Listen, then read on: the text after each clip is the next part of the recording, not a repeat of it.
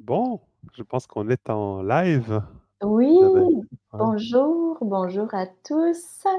Bienvenue à cette rencontre du dimanche qui a été, orchestrée comme ça avec, l'intention de vous saluer et de partager certains enseignements et j'ai le grand plaisir d'être en compagnie de Pascal Astir qui est le fondateur du groupe Écartelé en français. Bonjour Pascal.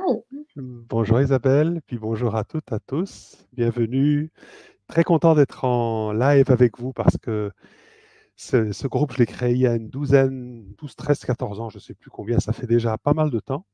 Et j'ai été très occupé, donc j'ai essayé de m'en occuper au mieux, mais ça me fait plaisir aujourd'hui d'être en lien avec ceux qui sont là et ceux qui sont dans le groupe et qui ont cet élan de vivre les enseignements d'Écartelé dans leur quotidien, puisque c'est à ça que moi je suis engagé, de transmettre quelque chose de vivant, de concret, pour soutenir les gens qui ont cette envie, comme moi je l'ai eu quand j'ai connu Écartelé. Donc voilà. Peut-être on Ben, pourrait demander aux gens s'ils sont là, d'où ils viennent et tout ça, je ne sais pas. oui, oui, alors bonjour à tous, bon dimanche. Si vous voulez nous mettre un petit mot pour nous dire où vous venez, on serait très content de savoir où vous êtes et qu'est-ce qui vous amène ici dans ce groupe, qu'est-ce qui vous passionne et s'il y a des sujets que vous aimeriez qu'on aborde, vous pouvez le mettre aussi dans les commentaires, ça va nous faire grand plaisir. Moi, j'ai quelques questions pour toi, Pascal, en attendant que les gens se joignent. La première, c'est qu'est-ce qui t'a fait découvrir ou comment as-tu découvert Écartelé et qu'est-ce qui t'a amené à créer ce groupe? Alors, moi, ce qui m'a amené à Écartelé, ben, ça a été d'abord mon expérience d'être complètement identifié à mon ego, à mes blessures, à toutes mes émotions et à ignorer en fait qui je suis, à être pris dans plein de difficultés. Et quand j'ai lu Le pouvoir du moment présent, ça a été vraiment une révélation. C'est-à-dire, ça a mis des mots sur des choses que je vivais depuis toute ma vie. Quand j'ai lu Écartelé et quand il parlait de c'est quoi la vie quand on est pris dans son ego, quand on est pris dans son mental, quand le mental dirige notre vie, le corps de souffrance et tout ça, je me suis dit, waouh, mais c'est incroyable, il a pris des notes, il m'a regardé vivre et il a pris des notes. Et je me suis dit, c'est vraiment moi ça. Et il parlait aussi de l'éternel instant présent, il parlait d'être en présence. Et j'avais l'intuition de quelque chose de différent que ce que je vivais, qui était possible quand il en parlait. Et en même temps, je me reconnaissais beaucoup plus dans le fait d'être pris dedans, d'être identifié, que dans la possibilité de vraiment pouvoir être en présence comme lui, il en parle. Et donc, à la fois, j'étais très inspiré, parce que je sentais bien que quand lui, il en parle, c'est pas théorique, c'est une expérience vivante. Et je me disais, waouh, je l'ai vu aussi en vidéo. La première fois que je l'ai vu en vidéo, j'ai pleuré. J'ai pleuré parce que ça m'a pris dans les tripes. Parce que là, j'ai vu au-delà de ce qui est écrit dans un livre, parce que parfois, bon, les gens écrivent des livres et ils reprennent des choses qu'ils ont entendues par d'autres. Et bon, dans le pouvoir du moment présent, je sentais déjà qu'il y avait quelque chose de vivant. J'ai lu Nouvelle Terre et c'était encore plus fort pour moi. Et puis, j'ai vu la série d'émissions avec Oprah Winfrey où elle l'a reçue pour Nouvelle Terre et chacun des chapitres. Et quand là, j'ai vu Écartelé, quand je l'ai entendu, j'ai senti à partir d'où il parlait, j'ai pleuré parce que ça m'a dit, je le savais. C'est comme si j'avais cette intuition, je savais, mais tout dans ma vie me démontrait autre chose. Et je me dis, mon Dieu, mais comment c'est possible? Et là, je me souviens par exemple quand il écrit dans un chapitre, il parle de l'éternel instant présent, ça, ça vraiment, c'est venu me chercher parce que je ne comprenais pas mentalement cette phrase. Éternel instant présent, mentalement, ça a l'air d'un koan, ça a l'air complètement impossible. Éternel et instant présent. Et pourtant, c'est venu ouvrir chez moi l'évidence que l'instant présent, il n'y a que ça qui existe et que c'est éternellement l'instant présent, que ça a toujours été le cas dans ma vie, mais je ne le voyais pas, toujours projeté dans ça va aller mieux plus tard, toujours dans mes histoires et dans ce temps psychologique dont parle Eckhart Tolle, j'étais bien moi pris là-dedans. Et quand je suis resté avec cette phrase à un moment donné, d'ailleurs Eckhart Tolle, il écrit dans son livre, quand vous êtes touché par une phrase, fermez le livre plutôt que de continuer à lire et à nourrir éventuellement le mental. Donc j'ai fermé le livre et je suis resté avec ça, éternel instant présent. Et là, j'ai senti la phrase plutôt que de la comprendre. Et je me souviens, il y avait une horloge dans ma chambre à ce moment-là, et je voyais les aiguilles des secondes, et c'est comme si ça pointait toujours sur maintenant, maintenant, maintenant. C'est toujours maintenant. Alors que avant, l'aiguille d'une horloge, ça me disait je vais être en retard, j'ai fait ça aujourd'hui, il me reste ça encore à faire. Là, c'était maintenant, maintenant, maintenant. Et dans mon corps, ça a fait comme si j'avais été toute ma vie dans un train, parfois à très grande vitesse, parfois un peu moins vite, mais toujours comme ça, penché vers l'avant, toujours aller vers, et comme si le train venait de s'arrêter. Mais je ne me rendais pas compte de ce mouvement dans lequel j'étais pris tout le temps. Tu sais, comme quand on est dans la cuisine ou que le frigo tourne tout le temps, on ne l'entend pas. C'est quand il s'arrête qu'on l'entend, qu'on se rende compte qu'il était là. Eh bien, c'est quand ce mouvement-là, ce stress-là, lié au temps, pour la première fois de ma vie, s'est arrêté. Alors là, c'était silencieux. C'était calme à l'intérieur de moi comme je n'ai jamais connu dans ma vie. Et ça m'a dit à l'intérieur tout ce que j'ai cherché dans ma vie, en essayant tout ce que j'ai fait. Chercher la bonne personne pour être en relation, m'épanouir professionnellement. Tout ce que je faisais dans ma vie avait pour but de me retrouver à cet endroit où je serais juste là, en paix, tranquille. Mais toujours projeté dans le futur en me disant un jour, quand tout ira bien, quand j'aurai réglé ça, quand... Eh bien, là, ma vie était la même, mais à l'intérieur de moi, j'étais déjà à cet endroit-là. Et là, ce jour-là, je me suis dit, c'est ça. Comme si j'avais trouvé le Saint Graal, comme si j'avais trouvé vraiment, tu sais. Et je me suis dit, je vais consacrer ma vie à ça. C'est trop incroyable. J'ai passé plus de 30 ans de ma vie à courir, à chercher ça partout. Et là, c'est là. Ça a toujours été là. Je peux accéder à ça n'importe quand. C'est toujours là. C'est toujours. Mais j'étais bouleversé. Et ma vie n'a jamais plus été pareille à partir de là. Et j'ai décidé de consacrer ma vie à ça en tout doucement, en partageant les enseignements d'Eckhart Tolle avec les gens. En proposant des pratiques que j'utilisais pour moi-même, d'ancrage corporel, pour revenir dans le corps. Moi, j'étais beaucoup dans ma tête et moi, ça a été le chemin, vraiment revenir par le corps. Et donc, j'ai commencé dans les groupes où on partageait un peu nos expériences, comme on va faire ce soir, ou aujourd'hui, enfin, aujourd'hui au Québec et ce soir chez moi, parce que moi, je suis à l'île Maurice et là, il est déjà 19 h. Et donc, je pense il doit être 13 h en France, quelque chose comme ça. Et donc, et c'est quand même l'instant présent, quelle que soit l'heure. C'est l'instant présent pour tout le monde. Mais j'ai commencé à partager avec les gens qui venaient dans les groupes où on partageait nos expériences, ce qui, moi, m'aidait à mettre mon attention dans l'instant présent et à la maintenir dans l'instant présent et à y revenir si jamais je me fais reprendre. Voilà. Et donc, avec des pratiques très concrètes, pas théoriques. J'aime beaucoup les enseignements d'Eckhart Tolle, mais pour moi, ils ont leur plus grande valeur quand ils sont incarnés dans la vie de tous les jours, dans les relations, quand, comme lui, il l'incarne parce qu'il est tout simplement en présence.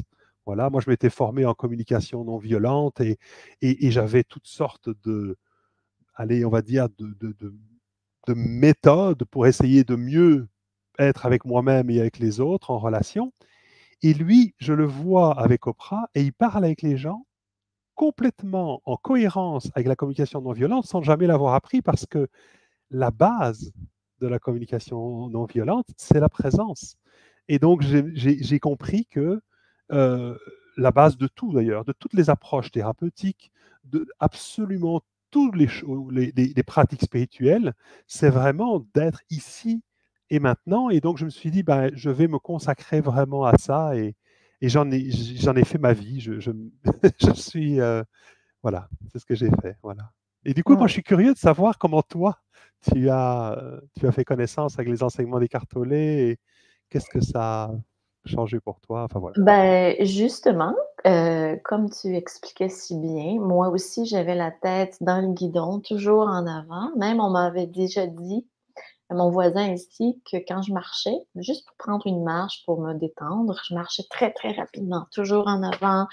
J'arrivais pas à me détendre en fait, comme si il y avait toujours autre chose à faire, toujours un autre but à accomplir, une autre étape à franchir dans ma carrière. C'était jamais assez.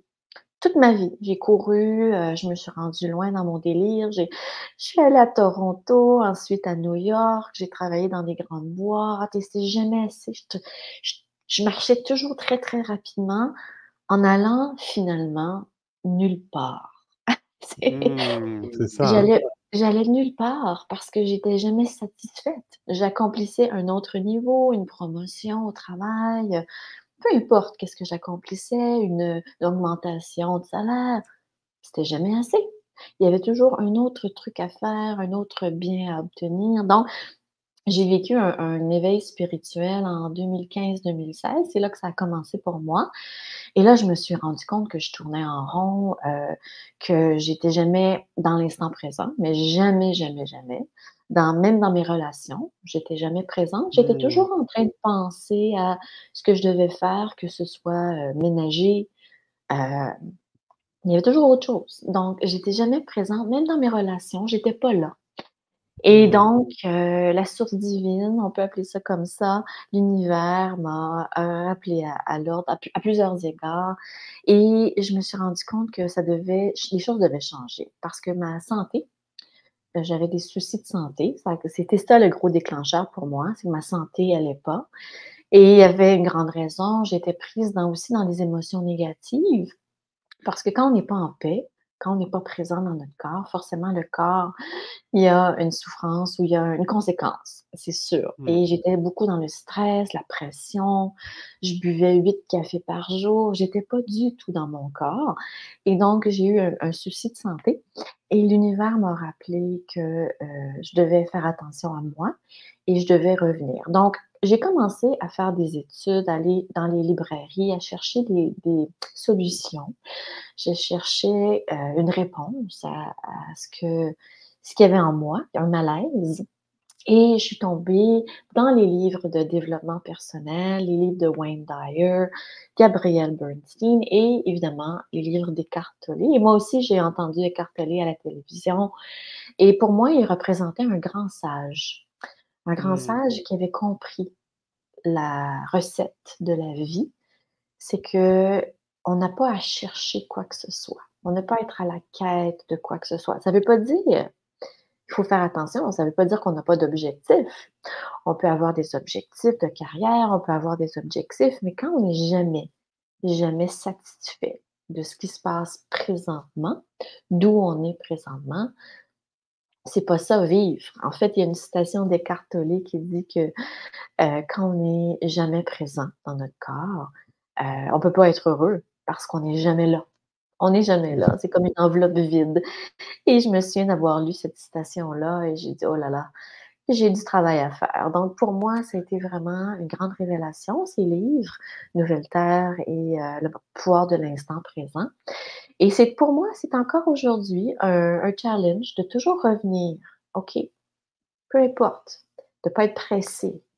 Comme ce matin avant de notre rencontre, je suis allée prendre une marche, il faisait beau, il faisait doux, un temps doux ici au Québec. OK, je vais prendre une marche, je regarde la nature, je fais un avec les arbres, les oiseaux. Arrête de penser à ce qui va se passer à 10 heures, à 14 heures, à 16 heures. Sois ici, maintenant. Et Mmh. pour moi, une des choses qui m'a beaucoup aidée aussi, c'est les enseignements d'Eckhart Tolle et le yoga. J'ai découvert la pratique du yoga. Pour une personne qui est jamais, jamais dans son corps, ça a été une grande révélation. Ça a changé ma santé du tout, Mmh. tout, tout. Je me suis auto-guérie de mon problème chronique à travers la présence dans le corps et dans mon esprit. Mmh. Merci. J'entends pas mal de choses dans ce que tu dis. Ben, j'entends d'abord le fait que tous les problèmes qu'on peut avoir déjà de santé découlent du fait qu'on n'est pas là. C'est-à-dire on n'habite pas pleinement notre corps ou alors on ne s'aime pas. Quand on ne s'aime pas, ben, quelque part, c'est comme si on se... Ah, et presque comme si on se maudissait soi-même. Tu sais, c'est penser à l'expérience avec l'eau ou le riz là, sur lequel on envoie des pensées positives ou négatives et que ça a une influence vraiment sur la matière. Donc du coup, on peut se dire que si on a des pensées à propos de nous-mêmes qui sont un déni de soi ou qui sont pas, qui vont pas dans le sens de l'amour pour soi, eh bien quelque part ça influence au niveau énergétique vraiment ce qui se passe au niveau de notre corps. Donc, non seulement on ne nourrit pas notre corps de vie, mais on vient y mettre une énergie qui est, que Kertel appelle le corps de souffrance et qui va venir créer des tas de soucis de santé et tout ça. Et ce que j'ai entendu aussi, c'est que je crois que j'ai compris qu'à une époque, ben, on se cherche dans nos activités à l'extérieur, dans le futur, puisque comme on ne se connaît pas, on se dit, bah, tiens, je serai quelqu'un où je serai bien, où je serai heureux, où je serai épanoui, où je serai complet, le jour où j'aurai réalisé tel projet, le jour où j'aurai tel travail, le jour où je gagnerai autant d'argent, le jour où je me marierai, le jour où j'aurai des enfants, et ainsi de suite. Et ça me fait penser qu'à une époque, j'ai participé, on m'a invité à participer à un sommet qui s'appelait le sommet de la réussite. Et je ne comprenais pas pourquoi on m'invitait là, moi. Je me dis, mais qu'est-ce que je vais aller faire, moi, dans un sommet de la réussite à cette époque-là? Parce qu'il y a quelques années avant, c'était bien sûr mon objectif. J'allais dire, il fallait que je réussisse dans ma vie, dans mon travail, de tout ça, pour m'accomplir, pour être heureux. Donc, je mettais tout ça à l'extérieur de moi et dans le futur. Et donc, je me suis dit, tiens, c'est intéressant puisque j'ai peut-être ma place dans ce sommet puisque je sais ce que c'est que d'investir toute son énergie pour plus tard ou pour justement essayer de chercher un sens de soi dans ce qu'on fait, puisque quand c'est vide à l'intérieur, il faut bien le remplir. Et ce que j'ai découvert, moi, en commençant à être présent et à habiter mon incarnation, à être vraiment là et à avoir de moins en moins besoin de me trouver à l'extérieur, avec des allers-retours, comme tu le dis. Il y a des moments dans ma vie où je me fais reprendre, il y a des moments où j'oublie momentanément qui je suis, où une situation va m'insécuriser et je vais de nouveau chercher à compenser à l'extérieur. Mais bon, j'en ai fait plusieurs fois l'expérience, donc je le repère relativement vite aujourd'hui et donc je peux revenir. Mais du coup, ce que j'avais proposé cette fois-là dans ce sommet, c'était réussite ou accomplissement. Faire la distinction entre l'idée du travail comme un projet projeté dans le futur, parce que comme tu l'as dit, être en présence n'empêche absolument pas, au contraire, d'honorer notre vie d'humain incarné et d'être au service de ce qu'on a envie d'être au service ou de faire ce qu'on a besoin de faire dans notre vie, soit au niveau relationnel, au niveau professionnel et tout ça. Mais disons ce que ça change quand on est connecté à soi, c'est qu'on ne le fait plus dans le but de quoi que ce soit en ce qui nous concerne. On ne fait pas quelque chose en se disant que quand j'aurai fait ça et en faisant ça, ça va améliorer ou ça va changer quelque chose chez moi.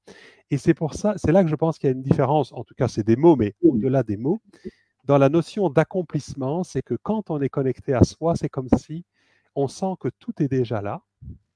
Quand tout est déjà là, on est entier, complet.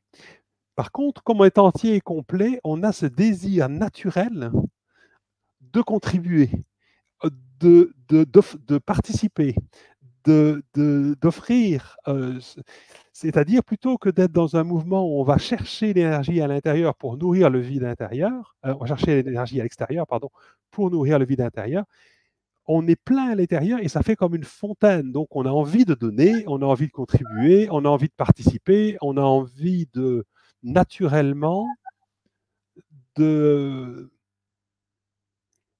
C'est-à-dire le mouvement dans la matière, c'est ça que j'appelle l'accomplissement, c'est que tout est déjà là, mais ça s'accomplit. C'est-à-dire, ça va vers le monde, vers l'extérieur. Et ça je pense que c'est là que j'ai découvert, d'une part, que ne plus avoir besoin de se trouver, c'est un repos extraordinaire parce que se chercher partout, tout le temps, dans les relations et dans tout, c'est épuisant. Donc déjà, sentir qu'on peut être juste là, je suis là et j'ai besoin de rien d'autre, c'est extraordinaire. Mais si en plus de ça, j'ai cette grande joie de pouvoir participer, offrir de ma présence, oui, de ma présence aux autres, de participer, d'être là, d'être en relation avec les autres à partir d'un endroit comme ça, vraiment connecté et plus profond, ça nourrit pour moi une joie essentielle que je ne connais pas ailleurs et qui ne me demande aucun effort. Et en même temps, comme toi, je fais des allers-retours. Il y a des moments où je suis à cet endroit-là et quoi que je fasse, j'en ressors avec plus d'énergie. Et il y a d'autres endroits où je me retrouve soit insécurisé, soit insatisfait, pour une raison ou pour une autre, et identifié à ça. Et alors, je vais commencer à faire les choses dans le but. Et là, chaque fois, je me fatigue, je m'épuise, voilà, ça devient lourd. Et ça, ce sont des signes que je ne suis plus présent. Et comme dit Eckhart Tolle, le feu de la souffrance est la lumière de la conscience. C'est grâce à cette souffrance, c'est grâce à ce que je suis en train de vivre, de sentir que je draine mon énergie, que je réalise que à ce moment-là, je suis identifié à une part de moi et je ne suis plus présent. Et donc, c'est le signal pour me dire, hop, arrête-toi un instant, regarde ce qui se passe,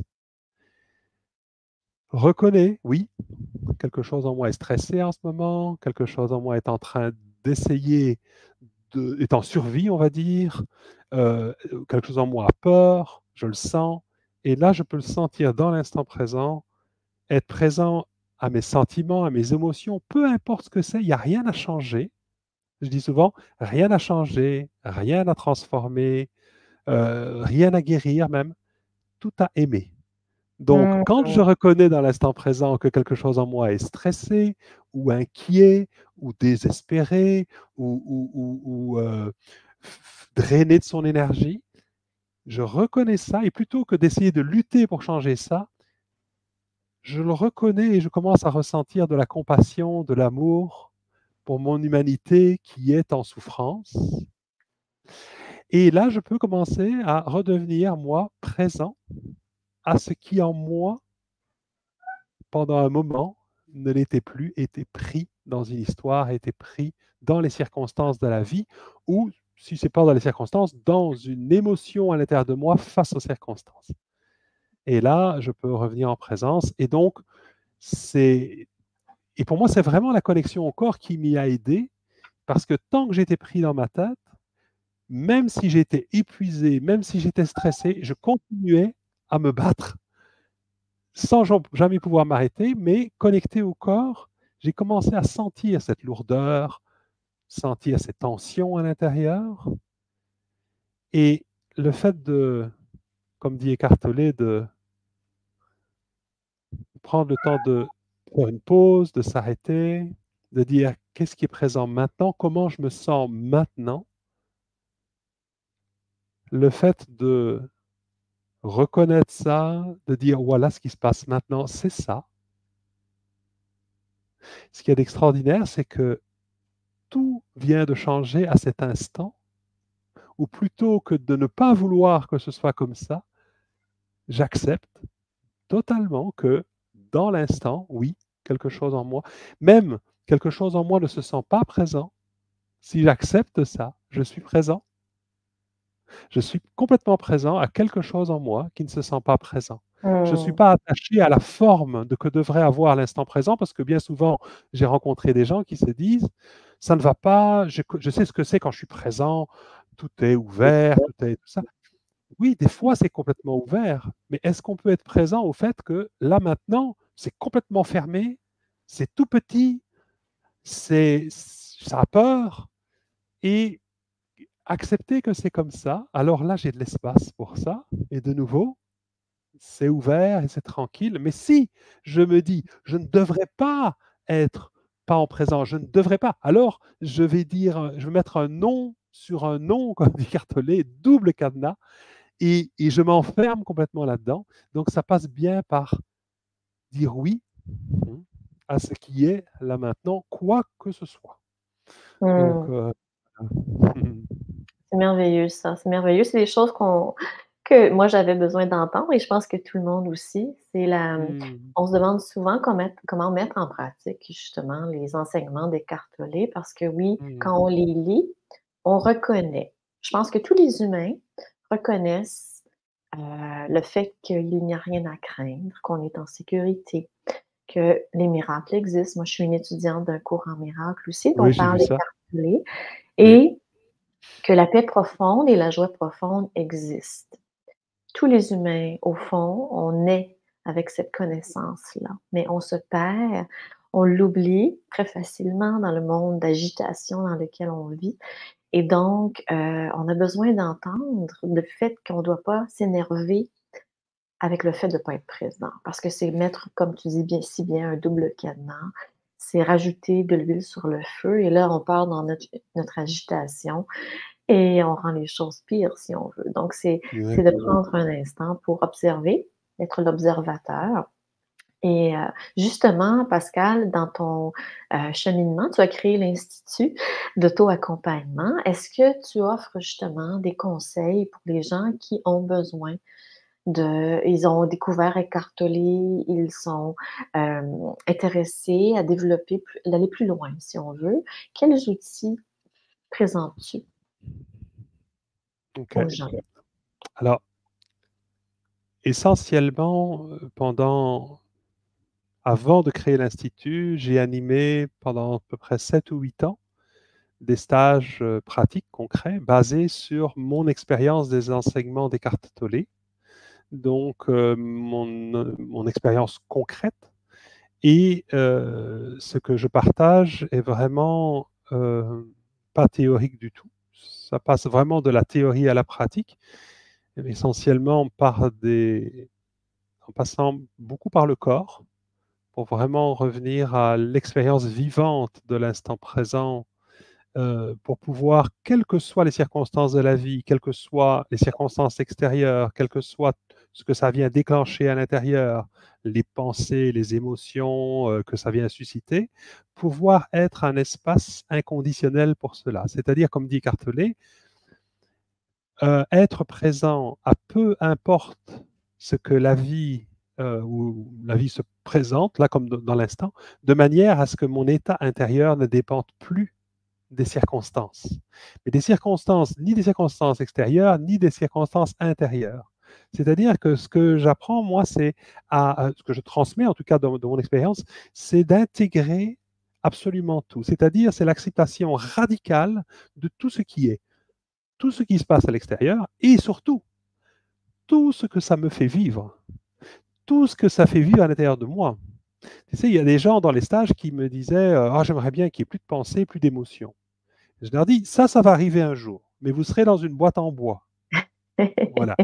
Alors, en attendant, si vous n'acceptez pas que des pensées traversent votre esprit et que des émotions traversent votre corps et des sensations aussi corporelles, des douleurs et tout ça, vous allez être en guerre contre comment l'incarnation se produit, comment la vie se produit.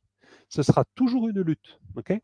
Donc le mouvement, c'est un mouvement inverse, c'est-à-dire qu'on va apprendre non pas à se concentrer pour gérer, pour changer quoi que ce soit, mais on va apprendre à élargir notre espace de conscience, non seulement à tout l'espace de notre corps, jusqu'à la surface de la peau de notre corps, pour pouvoir être un espace, comme dit Eckhart Tolle, puis-je être l'espace pour cela?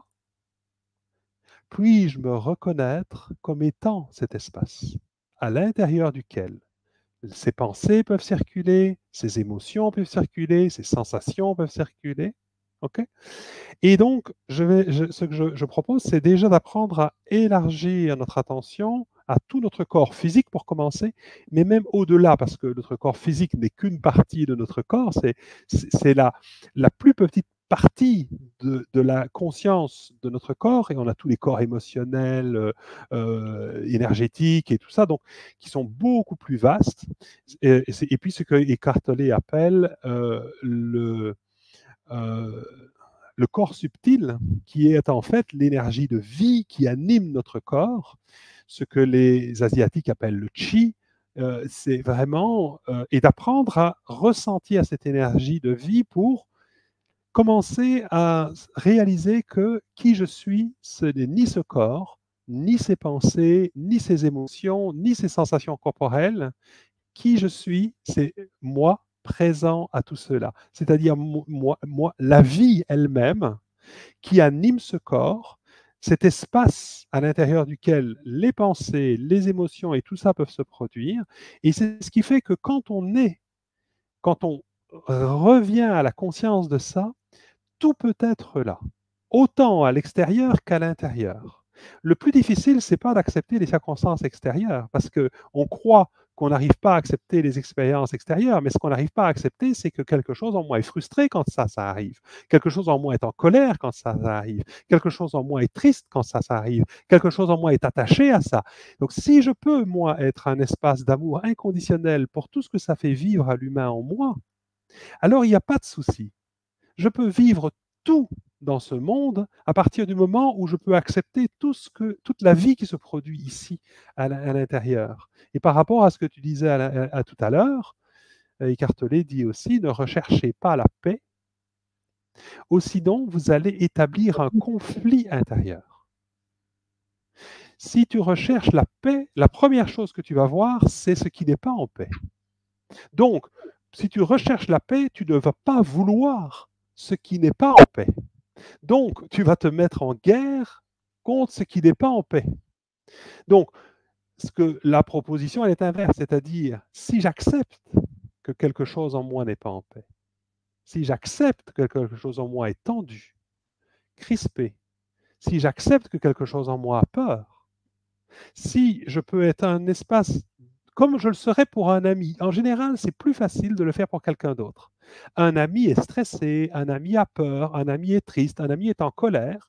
Et comme il y a un peu d'espace, parce que ce n'est pas là que ça se passe, mais là, devant moi ou à l'extérieur, je pourrais potentiellement, ce n'est pas toujours évident, parce que même là, parfois des parts de moi pourraient être mal à l'aise pour l'autre et ne pas vouloir qu'il vive ça, de dire ça va aller, mais parfois, si on arrive être un espace de compassion pour un ami, on va pouvoir accepter, comprendre que cette personne-là, dans les circonstances de sa vie, pour l'instant, elle vit de la frustration, elle vit de la colère, elle vit de la tristesse, et que c'est la meilleure chose qu'elle a à faire, c'est vivre cette émotion, la laisser traverser, parce que si elle ne la vit pas, elle va la retenir à l'intérieur d'elle et ça va nourrir son corps de souffrance. Donc, si voilà, si je peux être comme un parent aimant, comme un maman avec son enfant, et comprendre, c'est-à-dire prendre avec, accepter totalement l'état dans lequel mon ami se trouve,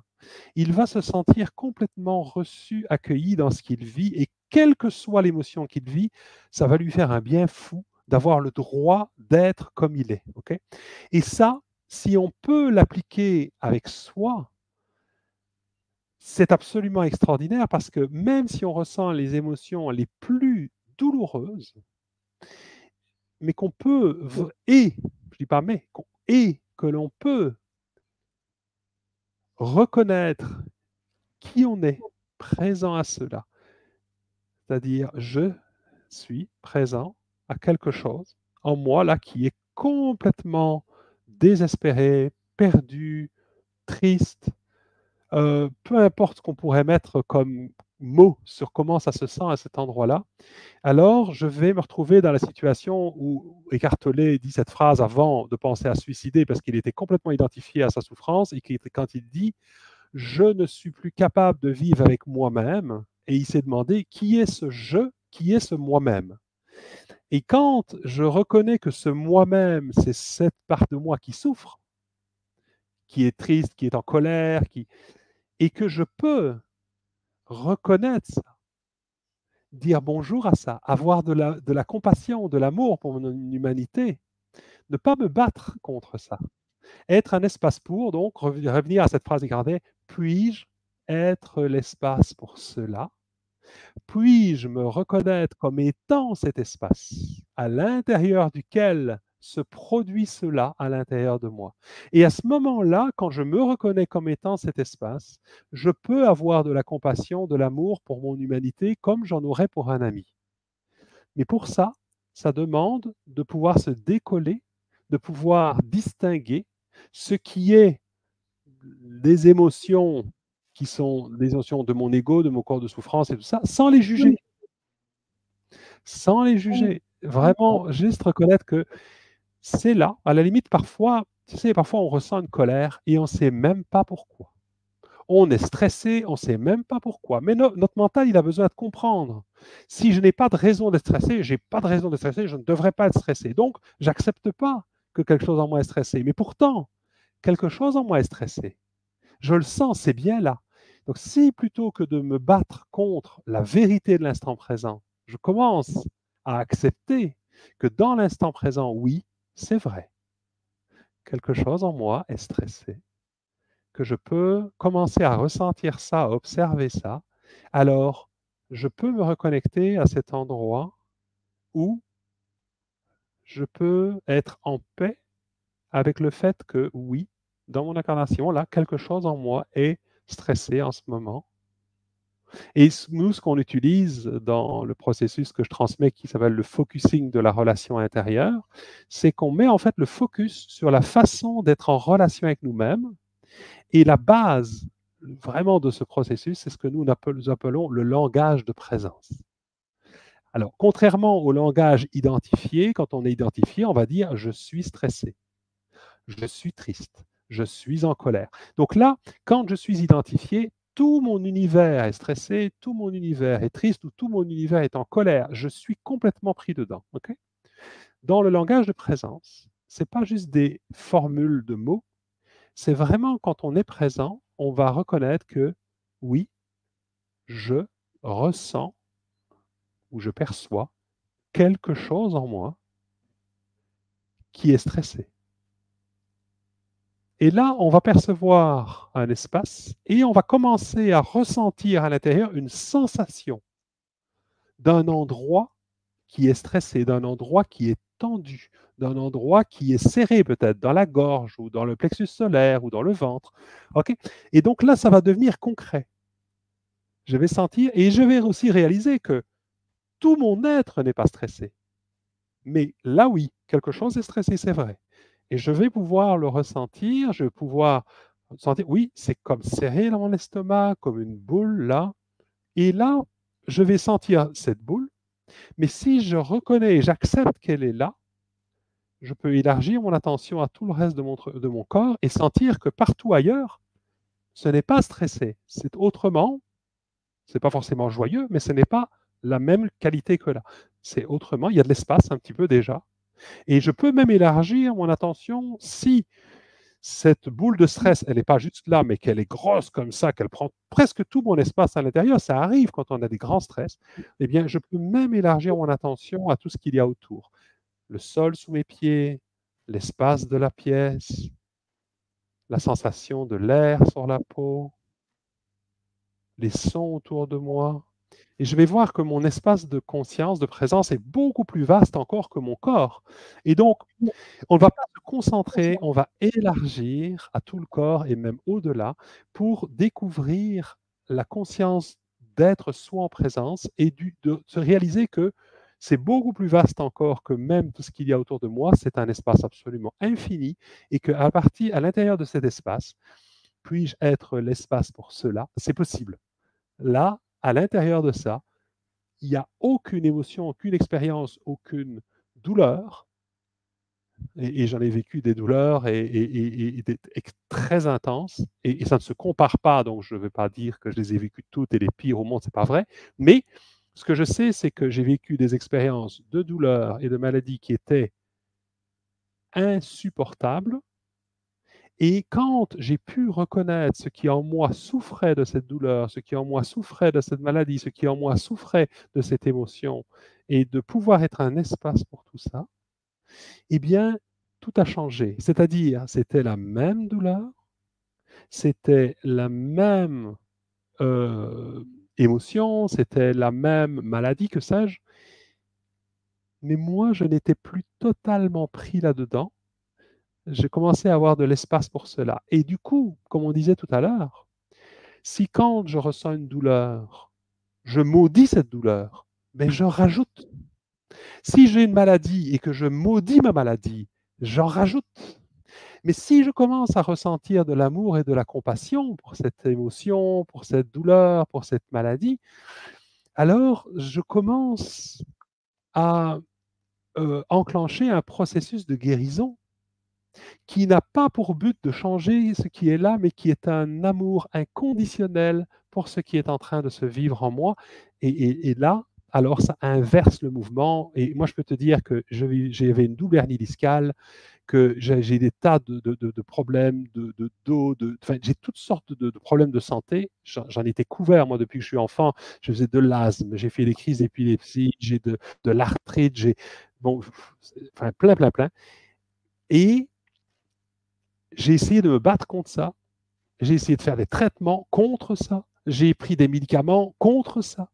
Et je suis devenu un espace inconditionnel pour mon corps qui souffre, pour mon incarnation qui a souffert des blessures d'abandon, des peurs, de l'anxiété. Moi, j'étais quelqu'un de très anxieux, euh, très angoissé. Et j'ai pu commencer à avoir de l'amour, de la compassion pour mon humanité qui souffre. Et petit à petit, mon anxiété, tout ça, mes douleurs, tout ça, ça a commencé à diminuer, mais pas parce que j'y ai fait quelque chose. Parce que, au contraire, je n'y ai rien fait.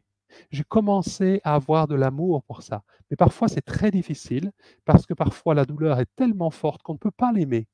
D'abord, on doit accepter que quelque chose en nous souffre tellement de ça. Et c'est ça qui a besoin de compassion. C'est ça qui a besoin d'amour d'abord. La douleur, c'est ce qui souffre la douleur en moi, c'est ce qui souffre l'état dans lequel je suis. Tu sais, quand quelque chose en moi est au bout du rouleau et que je suis tellement soumis à des expériences tellement difficiles et tellement douloureuses que j'ai l'impression que je suis meurtri à jamais, que ça ne changera jamais, eh bien, c'est ça qui a besoin de ma compassion, de mon empathie, de mon amour. Tu vois? Mais même pour ça, il y a assez d'espace quand on est en présence. Et ça s'apprend. Ça s'apprend donc par l'expérience. Moi, tu sais, j'ai créé cet institut, j'ai eu plus de 200 étudiants en même temps dans des programmes pour intégrer ça.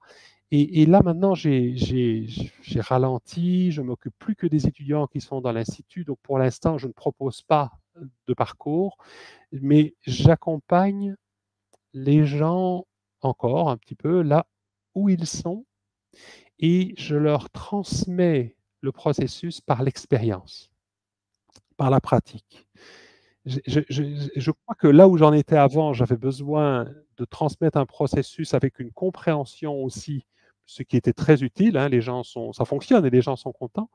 Mais j'ai l'intuition qu'aujourd'hui, là où on en est, on peut aller beaucoup plus vite si on reste uniquement au niveau de l'expérience. Et donc, dans les groupes que j'anime, même avec les étudiants de l'Institut, tout se fait dans une transmission expérientielle où, tu vois, quand on en parle maintenant, ce qui est intéressant, c'est pas seulement d'essayer de comprendre ce que je dis, mais d'observer comment ce que je suis en train de dire s'applique à l'intérieur de moi et de sentir à partir d'où je parle.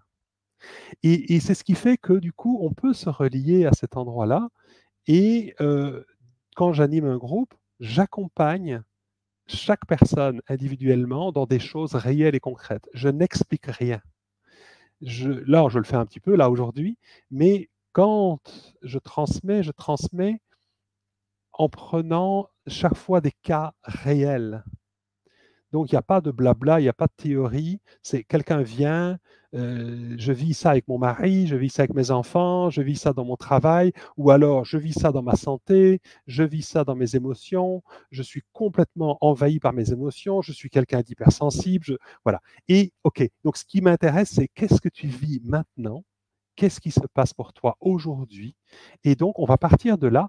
Et du coup, pour chacun des autres dans le groupe, ça va résonner d'une façon ou d'une autre parce qu'on est tous différents, on vit tous des expériences différentes, mais la relation que l'on a avec ce que l'on vit, ça c'est universel. Et donc on va Absolument. se reconnaître autant dans la lutte, comme moi je me suis reconnu dans la lutte dans laquelle j'ai été grâce au témoignage d'Écartelé, et on va se reconnaître aussi dans l'intuition que l'on a de quelque chose de nouveau, de quelque chose d'autre. Mmh, c'est fantastique. C'est Hmm. fantastique ce que tu viens de partager, Pascal, et c'est beaucoup dans ton tu as un grand talent pour exprimer, les enseignements d'Eckhart Tolle et de les mettre en pratique d'une façon, qui a beaucoup de douceur, je trouve, et c'est merveilleux, beaucoup de bienveillance face à son corps. Moi, comme par exemple, la semaine dernière, j'ai attrapé une grippe et j'étais en colère parce que j'avais pas envie d'avoir cette grippe, et ça me fait bien rire parce que maintenant c'est terminé et tout ça, mais quand on est dans cet instant, souvent on n'y pense pas. OK, bon, là j'ai attrapé un virus, peut-être que c'est un ami, une amie qui me l'a transmis, ça a pas d'importance. Je dois prendre une journée de congé au travail, ça a pas d'importance. C'est de s'apporter tellement d'amour et de bienveillance et on oublie tellement rapidement. Donc ce que tu nous partages là, c'est très, très, très précieux. Oui, et en même temps, c'est aussi de l'amour et de la bienveillance que de reconnaître que ça met quelque chose en toi en colère. Parce que ça aussi, c'est bienvenu, ça aussi, c'est humain. C'est tout à fait, c'est-à-dire, parce que le risque aussi, c'est de se dire, je ne dois pas être en colère, je dois être bienveillant. Mais du coup, si je dis je dois être bienveillant, je suis en train de mettre en opposition avec le fait que quelque chose en moi est en colère. Si c'est en colère, ça a une raison, de son point de vue. Soit ça avait tellement à cœur quelque chose et ça se dit je ne pourrais pas le faire et je suis contrarié et ça, pourquoi pas, ça a le droit d'être contrarié et ça a besoin d'être reconnu, d'être légitimé dans le fait que oui, bon, ça aurait voulu autre chose, ça n'aurait pas voulu être malade. Bon. Et en même temps, ce qu'il y a d'extraordinaire, c'est que, comme tu le dis, ça a peut-être été transmis par un ami, ça a peut-être été, peu importe. Quand, comment dire, quand on est à un endroit dans notre vie où on a besoin de ralentir ou de s'arrêter, la vie trouve les moyens de nous offrir ce cadeau. Oui. Donc, oui, mais oui. Donc, parfois, ça prend la forme d'une grippe, parfois, ça peut, on va se tordre la cheville, que sais-je, il va se passer quelque chose qui va faire que, tu vois, moi, c'est intéressant, là, aujourd'hui, par exemple, il se passe plusieurs choses, c'est assez étonnant. Mais j'ai des amis dans ma maison en ce moment, et donc je devais normalement loger chez quelqu'un, et cette personne finalement m'a dit ce ne sera pas possible. Bon, j'ai appelé quelqu'un d'autre pour essayer de trouver une solution, et elle m'avait dit oui, et demain je devais y aller. Et là encore, j'appelle cette personne, je ne sais pas pourquoi ça arrive, mais la vie fait ça pour l'instant pour moi. Je dois aller là et cette personne me dit, mes enfants ne sont pas d'accord que je loue cette chambre ou je ne sais pas quoi, donc ce ne sera pas possible. Mais c'était prévu pour demain et j'ai pas de plan B. Donc, et en plus de ça, il y a un cyclone qui arrive là, ici à Maurice, donc ça va commencer ce soir, demain, et ça a l'air d'être un gros cyclone.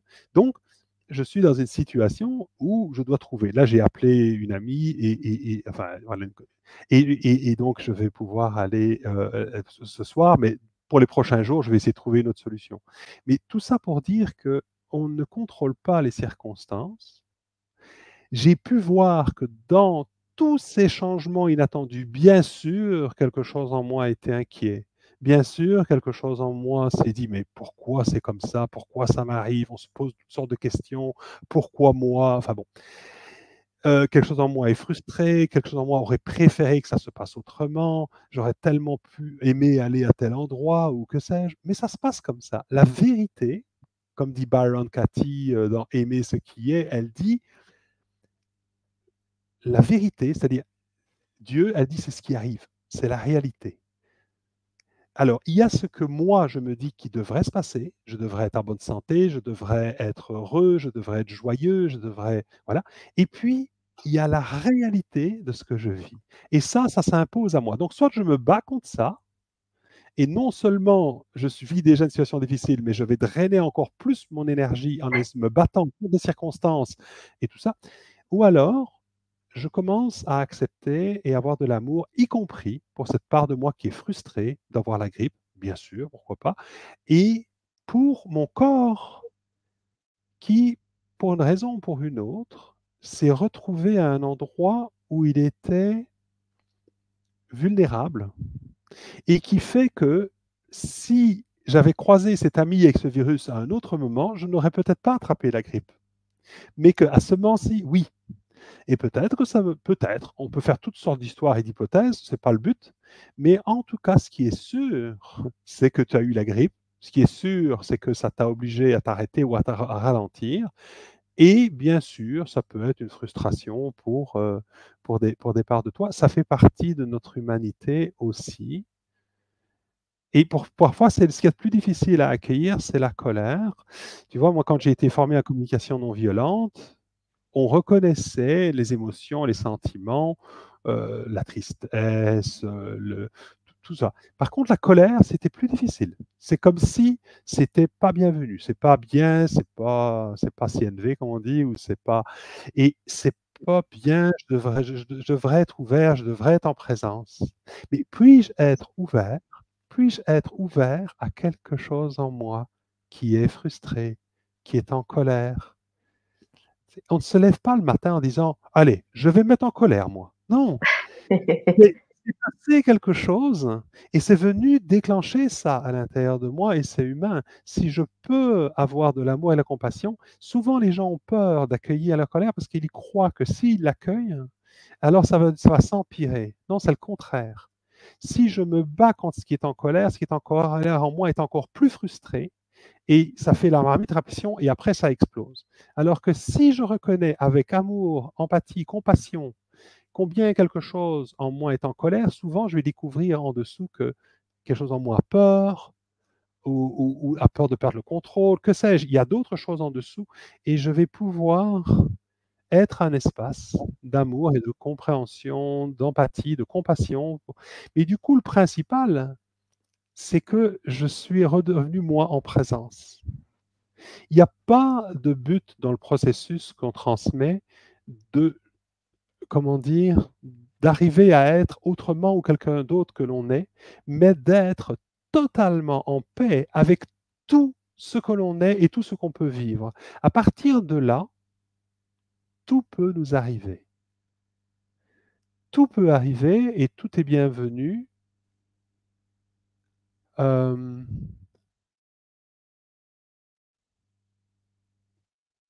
quoi qu'il arrive, c'est silencieux et calme, Mhm.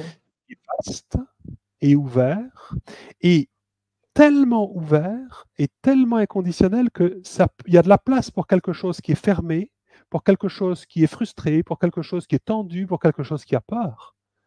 Même ça peut être là. C'est pas Mm. seulement ouvert pour ce qui est agréable, et il n'y a pas de volonté que ce soit mieux ou différent. À partir du moment où c'est totalement accepté, ça change tout. Et c'est très particulier parce que moi, je me souviens quand j'étais enfant, on se retrouvait dans la famille, par exemple, il y a un décès dans la famille, je me souviens, un décès de mon grand-père. J'avais moi-même beaucoup de tristesse, je voyais ma grand-mère qui avait pas seulement la tristesse, de la peur, qu'est-ce que je vais devenir, toute seule, tata, voilà. Et chacun avait ses émotions. Et ce que j'ai trouvé extraordinaire, c'est que pour la première fois, je voyais dans la famille que les gens se parlaient de ce qu'ils vivaient et s'écoutaient pour la première fois. Je ne souhaitais pas que quelqu'un d'autre meure dans la famille pour qu'il y ait un autre enterrement, mais je trouvais dommage que le reste du temps, on soit tellement enfermé et dans l'impossibilité d'être un espace d'amour pour notre humanité, pour ce que ça nous fait vivre, et qu'il faille un événement dramatique pour nous ouvrir à notre humanité et à ce que c'est d'être des êtres humains face.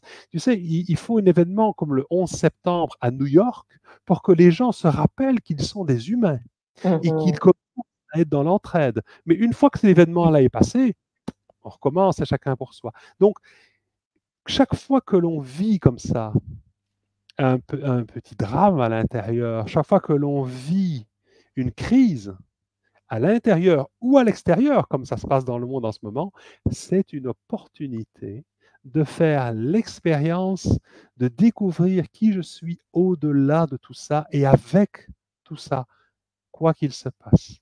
Tu vois? C'est Je, merveilleux. je dis tout ça et en même temps, je peux te dire que je suis comme n'importe quel autre être humain. Il y a des moments où je me fais prendre par surprise, je ressens quelque chose en moi qui est, et je pars dans le bazar comme avant, mais beaucoup moins longtemps.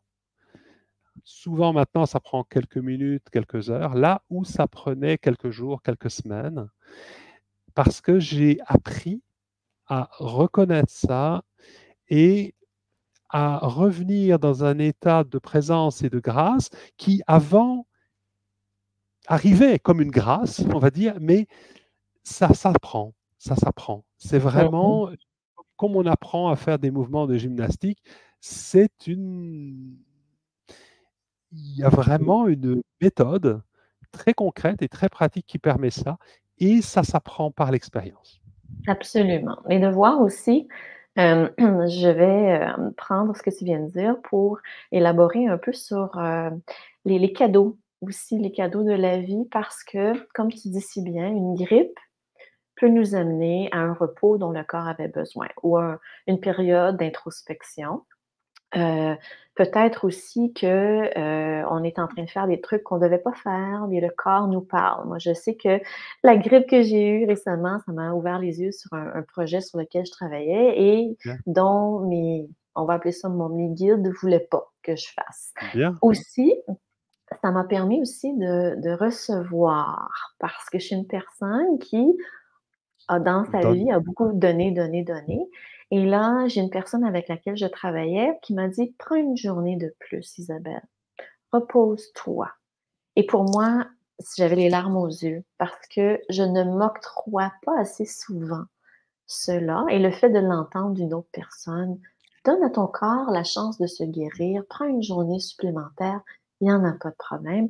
Ça, c'est pour moi, ça a été le plus beau des cadeaux. Donc, ce qu'on peut percevoir comme un problème, une grippe, un rhume, peut nous amener à plein de choses, des cadeaux, recevoir la bienveillance d'autrui et aussi d'apprendre à ralentir. Parce que dans le monde dans lequel on vit, c'est faut pas se le cacher, hein, ça va vite avec la technologie, on veut faire comme tout le monde, on veut suivre, on veut et là, le corps nous parle, je l'ai vécu plusieurs fois et là, on fait une pause et ça a pas d'importance ce que les autres font.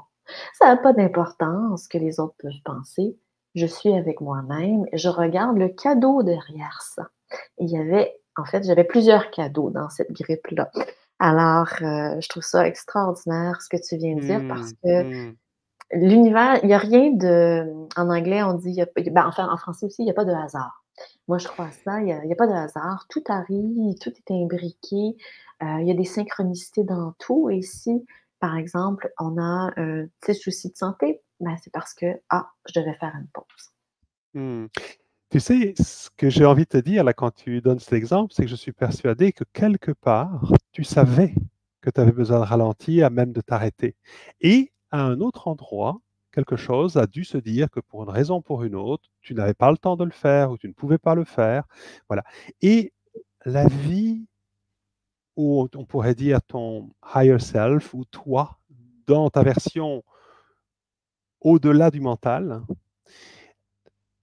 a entendu, savait, a reçu le fait que tu avais absolument besoin de prendre ce temps et te l'a donné malgré toi, malgré ta volonté.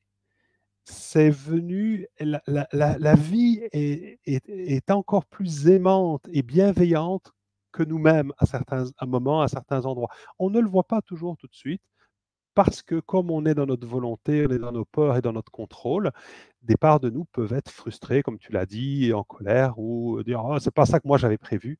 Et on découvre souvent après que waouh, incroyable, heureusement, ça m'a permis de voir ça. Heureusement, j'ai pu effectivement faire une expérience dont j'avais besoin. J'ai pu avoir du recul que je n'avais pas. J'avais le nez dans le guidon à ce moment-là. Je pouvais repartir comme en 40 dans mes anciens schémas sans m'en rendre compte. C'est venu me rechercher. Moi, je fais des otites. Quand je repars dans mes anciens schémas qui m'ont déjà amené dans des burn-out, tout de suite, je fais une otite. Mmh. Tout de suite. Et maintenant, au début, mon otite, je l'ai maudite. Maintenant, je lui dis merci. Elles ne durent pas longtemps, mes otites. Maintenant, je fais des otites de quelques heures, alors que je pouvais faire des otites d'une ou deux ou trois semaines. Parce que pendant une ou deux ou trois semaines, malgré l'otite, une part de moi voulait guérir l'otite pour quand même faire comme j'avais prévu. Et donc, du coup, ça ne me laissait pas faire. Ça me laissait pas faire. Ça me disait, même des moments, je me souviens, je disais, bon, allez, ok, ça va, je vais ralentir et tout ça, mais je disais ça pour que ça passe, pour pouvoir y aller quand même. J'essayais de me truquer moi-même. Eh bien, je me souviens d'une fois, je devais prendre un avion pour aller animer un groupe dans le désert. Je vivais au Canada à cette époque-là et je devais animer un groupe dans le désert du Sinaï, là, en Égypte. Et tous les gens m'attendaient là-bas. Et je devais partir et j'ai ramassé une. Mais j'étais très épuisé parce que, avant, comme je savais que je devais partir, j'ai terminé plein de projets et tout ça, donc j'ai réussi à m'épuiser. Et je devais faire un voyage qui devait durer presque 24 heures. Sincèrement, dans l'état dans lequel j'étais, je pense que je risquais ma vie de faire ce voyage-là dans ces conditions-là, sincèrement. Et donc, la vie est tellement bienveillante qu'elle m'a donné cette otite, mais vraiment terrible. Le médecin m'a dit, j'ai jamais vu ça. Mon oreille a triplé de volume. On m'a même mis un tube pour enlever le pus de l'oreille. L'oreille s'est refermée par-dessus le tube. C'était incroyable. On m'a donné de la morphine, tout ça, parce que la douleur était terrible. Enfin bon. Et donc, à un moment donné, j'ai dit, OK, ça va, j'ai compris, je ralentis. Mais j'avais encore la possibilité de prendre mon avion si ça guérissait. Eh bien, quand je disais j'ai compris, ça diminuait. Et puis quand je me disais, ah ok, si ça diminue encore, je vais pouvoir partir. Et là, ça revenait. Je disais, oui, mais non, mais tu pars pas. Et ça revenait encore. Je dis, ok, ça va, j'ai compris, je pars pas. Et là, ça diminuait. C'est incroyable, mais c'était tellement ça, quoi. C'est vraiment comme ça prend, ça c'est mieux que toi. C'est ce que dit Eckhart Tolle, c'est l'intelligence au-delà du mental. Et quand on est connecté à notre corps, on est connecté à notre intuition, on est connecté à l'endroit où on sait mieux que ce que notre mental sait. Et donc, si nous, on part, on se trompe, c'est pas grave. Notre corps, lui, il est capable de venir nous sauver, nous rattraper. Et tu sais, j'ai accompagné plusieurs personnes qui traversaient des cancers et tout ça, hein. Ma sœur, qui elle a fait des maladies auto-immunes, enfin des maladies chroniques, plusieurs fois, on a cru qu'elle allait mourir, hein. Et tous, au moment où ils ont vraiment vu ce qui se passait réellement au niveau de leur cancer, au niveau de leur maladie de ce moment-là, pas que des cancers d'ailleurs, d'autres choses aussi, ils ont compris qu'ils étaient malades avant, que le cancer ou la maladie est venue mettre le doigt dessus, c'est-à-dire est venue montrer qu'il y avait un problème que eux ne reconnaissaient pas ou ne voyaient pas, ou qu'ils n'étaient pas en accord avec eux-mêmes, ou qu'ils se forçaient à vivre une vie qui n'était pas en cohérence avec eux-mêmes, ou qu'ils étaient eux-mêmes en train de se maltraiter. Bon. Et du coup, c'est venu là suffisamment fort pour qu'ils se rendent compte de dont ils avaient besoin de se rendre compte. Et quand ils ont vraiment compris ce qui s'est passé, la plupart des gens, que ce soit un problème cardiaque, que ce soit un AVC, que ce soit, ça peut être n'importe quelle maladie, moi ça a été mes problèmes de dos, ça a été plein de choses, euh, comprennent alors que pour être plus en cohérence avec qui ils sont, ils doivent changer quelque chose. Ils doivent être plus en cohérence, en adéquation avec ce qui est juste et bon pour eux. Et c'est simple. Quand je ne suis pas en cohérence avec qui je suis, je draine mon énergie, je suis fatigué, je m'affaiblis, mon corps est malade, donc il y a un signal là. Pour l'instant, je suis en train de vivre ça. Pour l'instant, je sens que je perds de l'énergie et tout ça. Donc, il se passe pour l'instant dans ma vie quelque chose que je dois absolument écouter alors, le réflexe, ça serait de prendre des médicaments pour faire passer les symptômes. Non, les symptômes sont là pour me montrer que quelque chose a besoin d'être entendu. Donc, j'accepte d'être dans l'état dans lequel je suis, j'accepte d'être fatigué comme je le suis, je prends soin de moi, j'essaye de faire du sport, de bien manger, tout ça, bien sûr, mais je prends le temps pour écouter ce que mon corps est en train de me dire. Et tous les gens que j'ai accompagnés m'ont dit, c'est pas une maladie, c'est une guérison. Mmh. Grâce à la maladie que je suis en train de guérir, de vouloir être quelqu'un d'autre que qui je suis et de me forcer de prendre sur moi, de m'obliger à des choses qui ne me conviennent pas, de dire oui alors que je voulais dire non, de jouer un rôle. Et ça, c'est une maladie qui dure depuis 30 ou 40 ans et qui s'est matérialisée sous forme de la maladie qui se présente, par exemple. Ok. Ou si ce n'est pas une maladie physique, ça peut être une dépression, ça peut être un burn-out, ça peut être plein d'autres choses. Mais dans le fond, c'est la même chose. Et si je peux accepter et recevoir ce signal, alors je vais recommencer à aller dans le sens de ce qui est juste pour moi. Quoi qu'en Mmh. disent, quoi qu'en pensent les autres. Et tu sais quoi? Quand c'est vraiment juste bon pour toi, personne à l'extérieur va te dire quelque chose. Si toi, tu te dis, oh, je ne sais pas si je dois m'arrêter, je ne sais pas si... Alors, les autres vont te le dire parce qu'ils te font le miroir de tes croyances. Mais si un jour, tu te dis, c'est OK, je fais comme ça, non seulement les gens n'auront plus de remettre en question, et ils vont tous aller dans ton sens, ils vont te dire, oui, c'est vrai, prends du temps pour toi, c'est bien, profite bien, et tout ça. Parce que ça va simplement refléter ce que toi, tu as compris, l'endroit où tu commences à être en douceur et en amour avec toi. Mmh. Mm. Ah, c'est merveilleux, Pascal. Et pour, parler aussi de ce que tu viens de dire, donner un exemple concret. Dans une ancienne vie, moi, j'avais choisi de faire des études en droit, pas parce que j'étais passionnée de ça, mais parce que je pensais que c'est ce que la société s'attendait de moi. Et j'ai fait ça pendant très longtemps. Et je suis tombée malade avec une maladie chronique auto-immune, comme tu dis. Et en fait, je vivais en punition, si on veut. Comme si je ne m'octroyais pas le droit d'être qui je suis. Forcément, j'ai un côté artistique et j'ai rencontré une dame à New York qui m'a dit: «Mais vous êtes pas du tout sur le bon chemin, madame, vous serez jamais heureuse, vous allez faire un burn-out». C'est une voyante et elle m'a dit de commencer à écrire et je suis rentrée au Québec et j'ai commencé à écrire un roman et tout le monde pensait que j'étais en train de perdre la tête. Mm. Et moi, je suis restée forte dans ça. J'ai commencé à écrire un roman, j'ai commencé à suivre des cours d'écriture le soir et ça a complètement changé ma vie. Ma douleur a Mm. disparu à 100. Mm. La Ben, douleur que je ressentais dans mon corps a complètement disparu parce que je me donnais la chance d'avoir du plaisir dans la vie, chose que je n'avais jamais fait. J'étais dans le devoir. le devoir d'accomplir, le devoir de bien paraître, l'obligation de faire les choses pour les autres.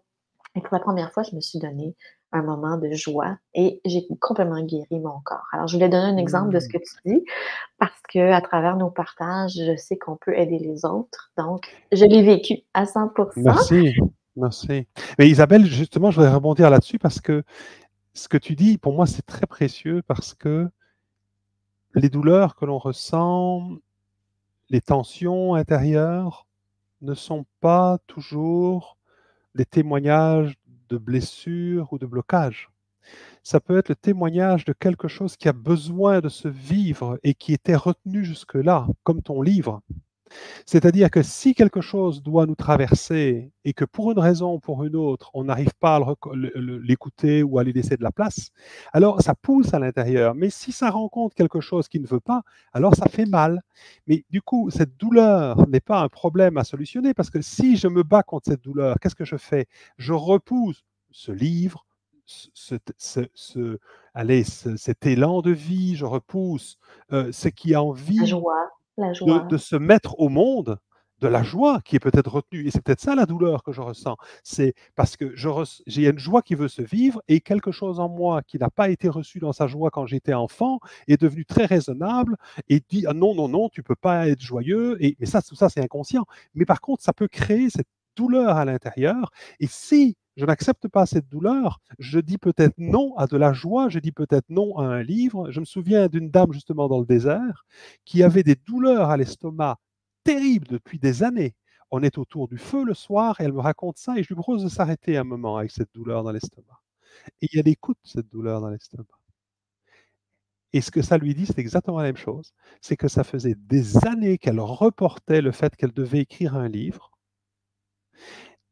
Et elle est rentrée de ce voyage, elle a écrit ce livre a été publié, il a eu beaucoup de succès et ça Wow. faisait 10 ans que ça attendait. Et ça faisait plusieurs années qu'elle avait des douleurs à l'estomac et qu'elle essayait toutes sortes de traitements pour faire passer la douleur à l'estomac plutôt que de l'écouter.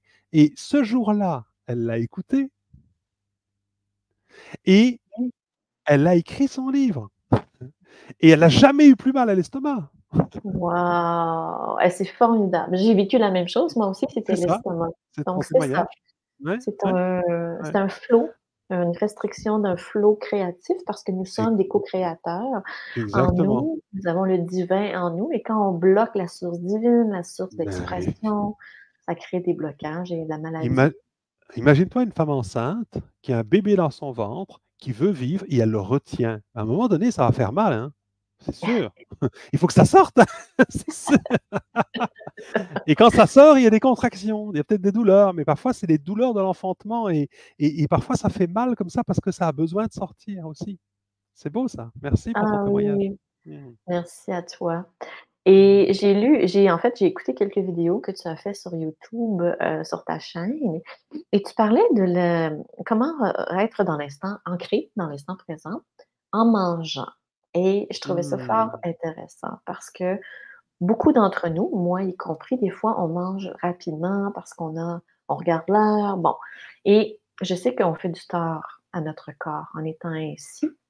Si tu peux peut-être nous donner quelques conseils à ce sujet, je trouve ça fort intéressant. Oui, c'est très intéressant et c'est drôle que tu me demandes ça parce que je vais te dire une chose. L'alimentation ou la façon de me nourrir, je pense que c'est l'endroit où moi je chemine encore le plus. C'est-à-dire que, mais c'est bien parce que c'est aussi un endroit dont je peux parler parce que je sais ce que c'est de manger à partir d'un endroit de compensation. C'est-à-dire, je vais utiliser souvent la nourriture comme un moyen de ne pas essayer de ne pas ressentir une émotion et tout ça, parce que voilà, c'est ancré chez moi depuis très longtemps. Je sais que quand j'étais enfant, le fait de manger à table, était quelque chose d'anxiogène, de très stressant, puisque quand on mangeait à table, mon père rentrait du travail, il était très stressé, ma mère voulait que tout soit parfait et impeccable, il fallait qu'on se tienne bien à table. C'était vraiment pas un moment de plaisir. Et du coup, quand je mange, quelque chose en moi a tendance à manger beaucoup trop vite parce qu'il y a le souvenir en moi de ce moment qui est un moment pénible et il faut que ça passe vite. Plus vite j'ai mangé, plus j'ai fini mon assiette, plus vite je peux quitter la table pour ne pas vivre dans cette atmosphère. Et donc j'ai beaucoup cheminé avec ça, mais c'est encore un des endroits où je me fais reprendre assez facilement et je suis en chemin avec ça. Mais du coup, je ne me souviens pas tout à fait de la vidéo dont tu parles. Mais ce qui peut être intéressant, peut-être, je ne sais pas si c'est de ça que je parlais, c'est de prendre conscience de à partir d'où je mange, peut-être. C'est-à-dire, justement, est-ce que je mange à partir d'un endroit en moi qui est tendu, stressé, à quelque chose en moi qui a peur, qui veut remplir quelque chose à l'intérieur? Est-ce que je mange parce que j'ai faim ou est-ce que je mange pour combler un vide intérieur? Est-ce que je mange pour ne pas ressentir une émotion? Et aussi, au moment de manger, ça peut être, ouais, ça peut être une occasion de prendre conscience de mon état intérieur. Écoute, sincèrement, je ne sais plus. Est-ce que toi, tu peux me rappeler de quoi je parlais exactement dans cette vidéo? Parce que j'en ai fait tellement. Oui. Par contre, Ben, en fait, ce qui pourrait être intéressant, si tu la retrouves, c'est peut-être tu pourras la partager dans les commentaires sous le live, comme ça les mhm. gens pourront aller la voir. Et puis n'hésite pas, si tu vois, puisque je sais que tu t'occupes maintenant du groupe Écartelé en français, et je te remercie tellement pour ça, parce que ce groupe, je n'arrivais pas, moi, à m'en occuper. Et notre ami Stéphane. Stéphane s'en est occupé pendant des années et tout seul et ça a été c'était merveilleux. Il a fait un travail merveilleux. Et puis toi, Isabelle, tu t'es joint à lui et merci d'être là. Et donc voilà, si jamais comme ça tu vois une petite vidéo qui peut être utile, évidemment sur le groupe, n'hésite pas. Tu peux bien sûr la partager si je sens que ça peut aider. Mais toi, du coup, dans cette vidéo, est-ce que tu te souviens de l'angle particulier par rapport à la Oui, nourriture? ben, je pense que tu viens de répondre à la question, Ah bon? Pascal. Ok. Oui, oui, c'est de se poser la question à partir de quel état je mange? C'est ça. Est-ce que je suis anxieux, anxieuse? Est-ce que j'essaie de remplir un vide? Moi aussi, j'ai cette tendance. Quand je suis très anxieuse, je vais vers les sucreries, heu et aussi, prendre le temps de bien digérer et respirer en mangeant. De ne pas être à la course constamment et de se dire que moi, ce que je me dis avant de manger maintenant, c'est une phrase très courte comme un mantra. Je mérite une pause, une belle pause pour manger. Mmh. Tout simplement. Mmh. Je mérite une Heu, pause relaxante pour bien manger et digérer. d'accord, donc c'est comme si tu conscientises que dans le fond, c'est pas juste manger, c'est un moment pour prendre soin de toi. C'est un Exact. moment que tu consacres à une activité qui a pour intention de nourrir ton corps et de le faire, merci pour ce Oui. partage, j'aime bien cette idée, ouais. Oui, parce qu'avant, j'avais aussi tendance, en plus de manger rapidement, de manger des choses qui étaient pas très toujours bonnes pour la santé, j'avais tendance à faire autre chose. Donc j'avais mon téléphone. Ah oui. Oui, J'étais sur regarder les vidéos, tout ça, moi aussi, oui. Oui, j'étais sur les réseaux sociaux, sur Instagram, Facebook, machin, peu importe, TikTok, où j'écoutais une vidéo YouTube en mangeant et je le fais peut-être des fois encore quelques mais Mmh mh. un petit peu, beaucoup moins Mmh. Mmh. et mon mantra maintenant, c'est: «Je mérite une pause pour bien Mmh. manger et bien digérer, absorber, les nutriments, les aliments». Donc c'est Bien. ce que je me dis. Donc tu as répondu à la question, Mais Pascal. en tout cas, merci aussi pour ton partage. Et je me disais, tiens, est-ce que peut-être, je ne sais pas si toi tu vois les commentaires, mais on pourrait peut-être demander aux gens s'il y a des gens qui sont en live, je ne sais pas s'il y en a quelques-uns, s'il y en a qui ont envie, qui n'hésitez pas, hein, puisque là, on nous reste à peu près 12 minutes, on va dire. Si vous avez envie, peut-être dans les prochaines fois aussi, on commencera peut-être plus tôt à demander, parce que notre intention ici, nous deux, c'est d'être à votre écoute, d'être là. Aujourd'hui, c'est une première rencontre, donc c'est aussi une façon de mettre la table, de dire bien pourquoi on fait ça, de nous présenter, de partager un peu notre expérience. Mais ce qui nous intéresse, c'est de vous entendre, d'entendre, tiens, dans ce qu'on a partagé, qu'est-ce qui vous a touché, ou tiens, à quel endroit vous trouvez que ça peut vous aider, ou peut-être à quel endroit vous vous sentez actuellement en difficulté. Donc n'hésitez pas à nous poser vos questions, à dire, bah, tiens, je connais la théorie, je sais ce que Eckhart Tolle dirait peut-être, mais je n'arrive pas à le faire, ou je ne sais pas comment faire. Okay. Et donc, notre intention, c'est de vous soutenir pour que vous puissiez, comme chacun d'entre nous, le mieux possible, dans, dans le concret, dans le quotidien, justement, aux endroits où c'est peut-être difficile, de commencer à faire de petits pas pour que ça s'installe petit à petit dans la vie, parce qu'il n'y a rien de plus fort quand un enseignement spirituel s'incarne. Ou sinon, ça Mmh. peut rester comme, allez, on a une bibliothèque avec des centaines de livres, mais ça ne change rien dans notre vie tant que ce qui est écrit dedans n'est pas mis en application. Donc notre intention ici, c'est de vous soutenir vraiment dans le concret, comme le fait Eckhart Tolle dans ses livres, mais en ayant la chance de pouvoir poser vos questions, amener vos situations où vous dites, c'est bien beau tout ça, mais moi, j'ai un problème, j'y arrive pas. Oui, tu es sympa, toi, mais en vérité, regarde-moi, c'est pas si simple que ça, je vis ça. N'hésitez pas à amener vos véritables situations. Moi, ce que j'aime, c'est la vérité de la vie. On n'est pas là pour se raconter des histoires. On est là pour être vraiment avec ce qui est et quoi que ce soit dans le fond. Ouais. Oui, absolument. Mais je vais partager un commentaire.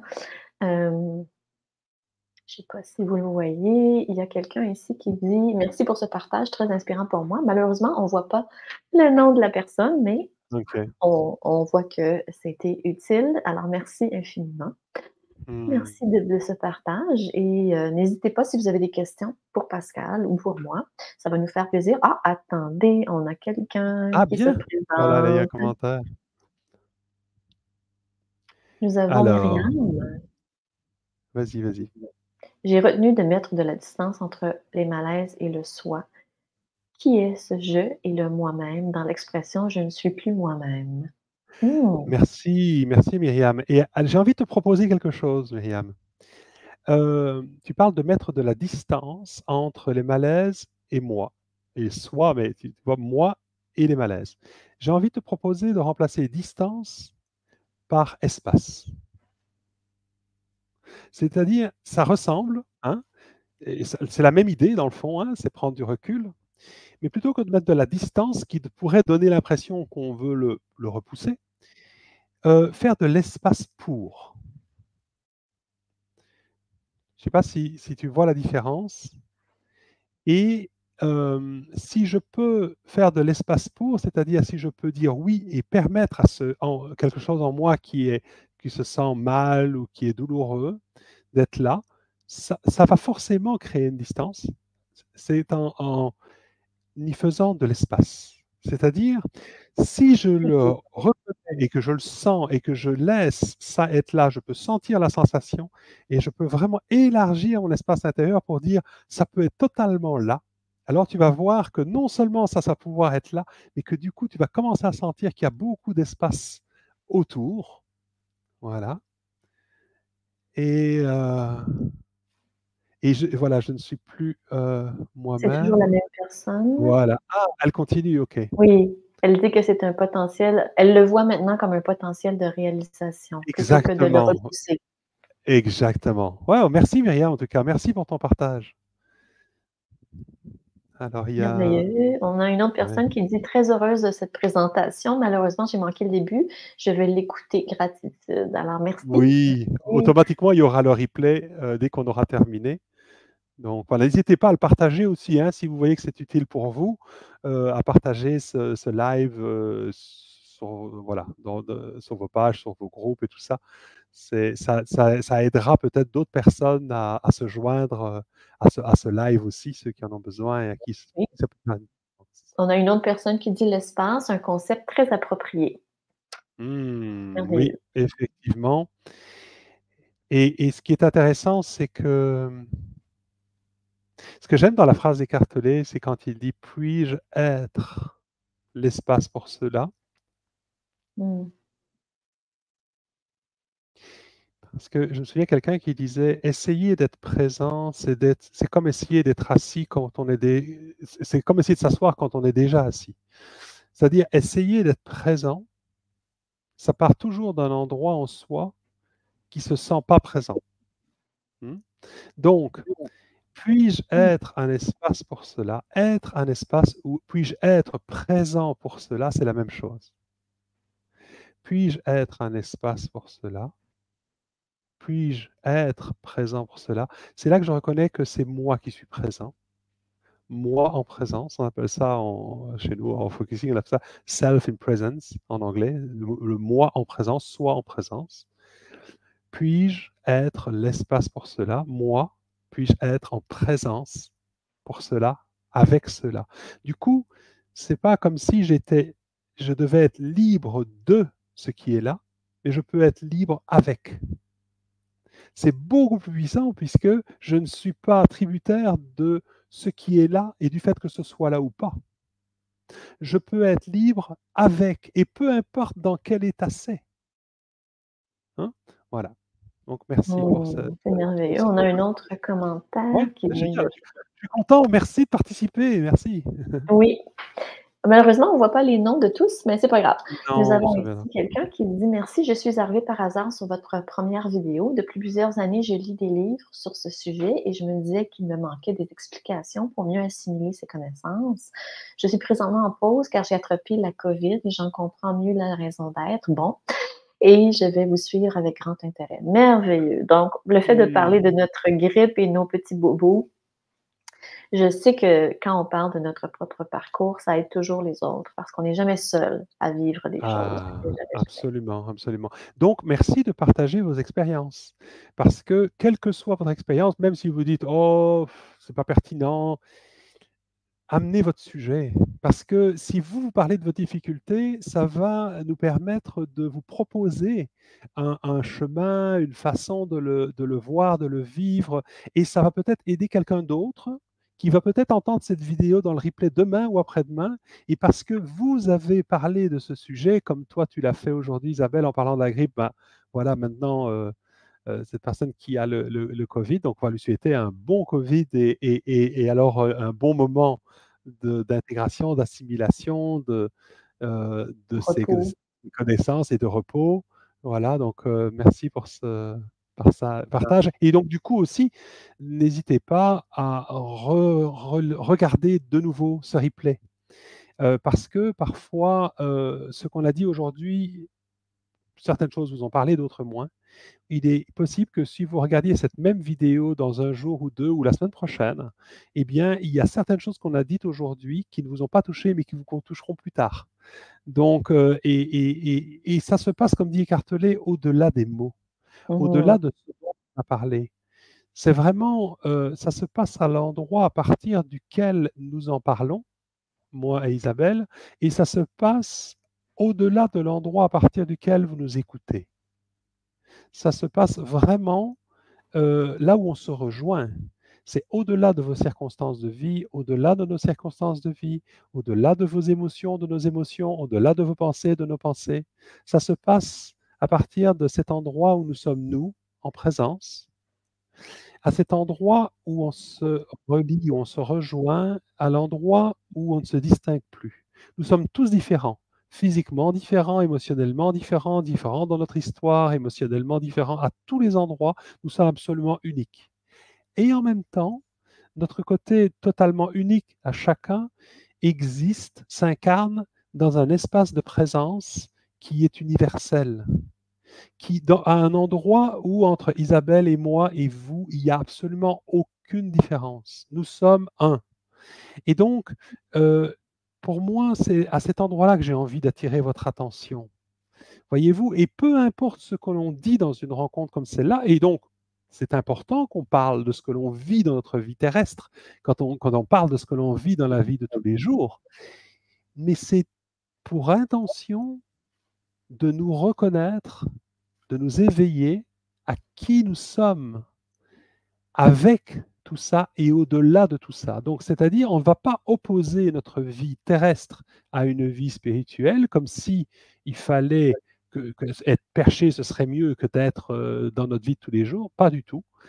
On va élargir la conscience de qui on est, on va rester les mêmes, on va avoir la même chose, sauf qu'on va devenir plus grand que ce dont on a conscience qu'on est aujourd'hui. On va rien perdre de qui on était, au contraire. On va mieux vivre qui on a été jusque-là, parce qu'on va le vivre à partir d'un espace de conscience plus vaste, plus large. Mmh. On va le vivre à partir d'un endroit où on va découvrir qui on est au-delà de nos croyances, de nos certitudes même, à propos de nos limites. On va se rendre compte que tout ça ne vit qu'à partir du moment où on le croit, où on le nourrit, où on est pris dedans. Et accepter ça, c'est commencer à s'en libérer. Voilà. Et c'est ça qu'on va vous Mmh. proposer dans ce programme. On va se retrouver, je pense, pour commencer une fois par mois, puis on verra en fonction ce qu'on fera, mais on vous tiendra au courant d'une prochaine date. Et n'hésitez pas à inviter vos amis, à se joindre à nous, parce que c'est vrai que ça peut être intéressant de regarder en différé, sauf que si vous venez au live, vous pouvez, comme ceux qui l'ont fait ce soir, venir poser vos propres questions. Et ça, c'est super important parce que c'est ça qui est vivant. C'est ça qui est vivant. Hein. Donc, voilà, vous pouvez partager le replay. Mais le plus important, je pense, c'est ce qui est génial, on n'est pas forcément toujours disponible, mais si vous pouvez un samedi, parce que je pense qu'on continuera à faire ça, ou un dimanche, si Dimanche. vous pouvez vous libérer un dimanche pour venir, alors préparez-vous peut-être à voir la rencontre et posez-vous la question, à quel endroit dans ma vie c'est fluide, ça roule, c'est agréable, ça me correspond, c'est comme je le souhaite. Et à quel endroit je sens que c'est bloqué, c'est plus difficile, à quel endroit je ressens de la résistance à l'intérieur de moi, à quel endroit je sens que ça pourrait être mieux, mais que quelque chose retient, à quel endroit j'ai des élans, mais il y a des freins. Voyez? Donc, vous pouvez venez avec ça. Venez avec ces endroits en vous où vous rendez bien compte que vous êtes dans une limite, vous êtes dans quelque chose qui vous empêche d'être pleinement qui vous êtes et on va cheminer avec vous. Voilà, voilà, avec du concret, avec des situations, ça peut être familial, ça peut être professionnel, ça peut être à tous les niveaux. Ah, on a Chantal qui nous remercie. Chantal qui travaille dans le domaine de la santé, je la connais bien, Oui, une oh, très bien. pharmacienne et qui a Ouais. des grands talents aussi dans le domaine de la médecine alternative. Chantal, bonjour Chantal, on vous salue. Et il y a maintenant, attendez, Louise Breton, une autre personne que je connais. Merci, oui, j'ai décidé ce matin de prendre le temps de vous écouter. Je devais en avoir besoin. Je vous souhaite une excellente journée. Il n'y a jamais de Merci Louise. hasard, Louise, hein? Il n'y a jamais de hasard.